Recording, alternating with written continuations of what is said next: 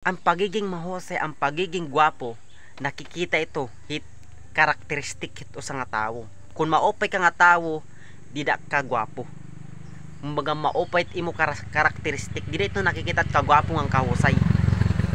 Isa, listen tanan niya boys, bisan dire boys, biskan ordinaryo nga tawo, tanan kamo. Bisan babayi. Kay ano naton tatamos-tamoson bisan babaya.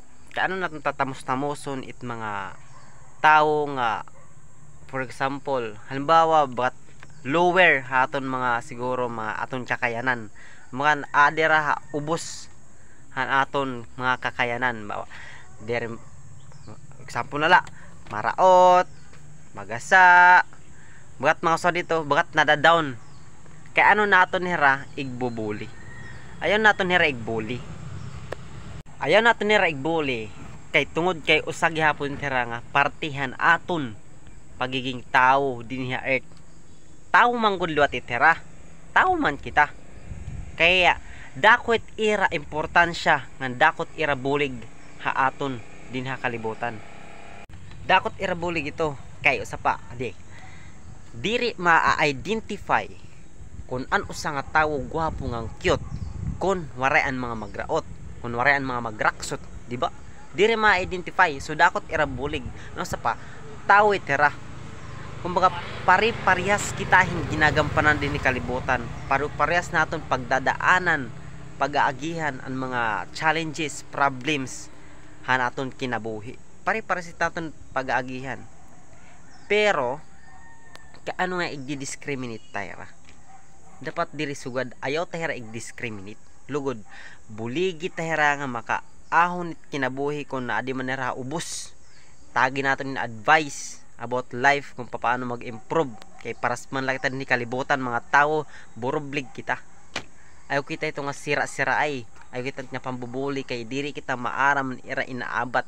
Diri kita maaram man problema nga ira gindadara. Tapos aton pera igbubuli. Di ba? Kumbaga sugad na nga ni hera ito nga tawo. Tapos aton pa ura-urahon. Igbubuli pa naton. Ayaw naton hera igbuli. Kay diri ito maupay. Lugod, kay gwapo ka man, kay mahusay ka man, imo hira buligan. Ang pagiging mahusay, ang pagiging gwapo, nakikita ito hit karakteristik hit usa nga tawo. Kung maupay ka nga tawo, dida ka gwapo.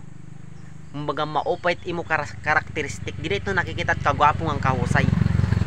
It kabuutan, ka mabuligon, kumbaga within the heart, dida ito nakikita.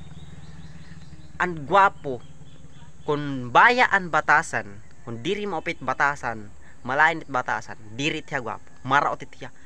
Kung ikaw naman maraot, tos maupit mo batasan, gwapo ka, maupit mo pagkatawo. Mas damo pa ang nahang ahay mo kaysa it gwapo nga wari batasan, di ba? Kaysahan maraot ka nga masigasigit kinabuhi, nagi-effort, tanan-tanan, mabuotan, tanan na aday mo. Labot lang ka gwapo, pero ikaw nakikita nga gwapo kaysa gwapo nga wari batasan, gwapo mahubya. So ansya itiya, ayaw naton tirag buli. Lugod buligan ta ito hira, di ba? Paras makita din mga tao la, so burublig kita. So ansya la, so kung diri ka pa nakapag-follow ha akong Facebook page, i-follow na ninyo Milong TV, then subscribe sa aking YouTube channel Milong TV. I think mga 3 subscriber pala ata yun. Please supportahan nyo din yung YouTube ko, Milong TV din. Subscriber 3 pala ata yun. So salamat, thank you. Kung nag-enjoy kayo, salamat. Okay, share, like, and share, and comment.